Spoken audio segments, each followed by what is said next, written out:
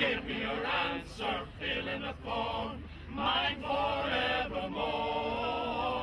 Will you still need me? Will you still feed me? When I'm 64, when I'm 64. Gary Graham, Bloom show manager, you must be delighted with the way things are going this weekend. We're absolutely thrilled. The sun came out for the first few days and the crowds arrived and they're having a ball. We're getting a great response and the media are loving it too, so that all helps. So we're very, very happy.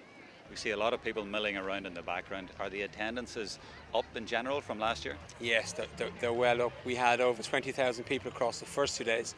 Haven't seen the final figures for today, but I'm very confident they're much higher than last year. Thankfully, this site lends itself to big crowds because we have 70 acres at our disposal. So unlike something like the Chelsea Flower Show where you're hemmed into 6 acres in the middle of London, we can expand and people can get away from the crowds, get some air, sit down and relax. So it works very well.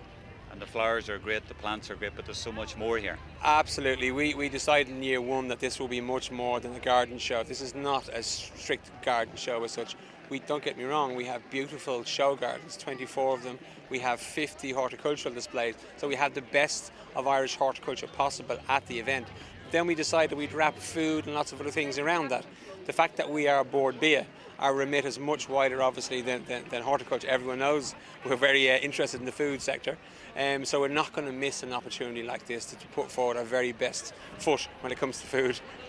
Well, the food is here in all sorts of ways. There's the food market, there's the making of the food, the chefs. You really are catering for that side of it, if you excuse the pun.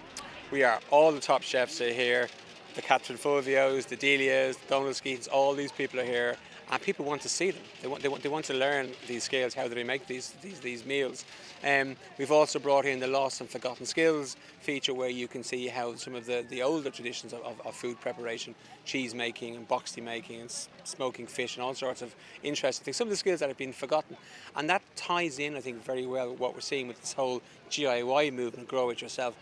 Something like 58% in our most recent piece of research, 58% of the population are now growing some amount of fruit or vegetables or herb. It might just be a plant on the windowsill, but everybody wants to grow something that they can eat themselves. Chickens, hens, very popular. So we've made sure we've got all that at Bloom. And there's plenty of entertainment here as well for the whole family. There's little spontaneous bursts of singing as well around the place. There's something for everyone, and you've come so far in 4 years because you've hit the whole family. I think that's a fair assessment. I think it's because we've made the appeal broader. It's not strictly for the what would usually be the older gardener. We wanted to make it interesting to all age groups.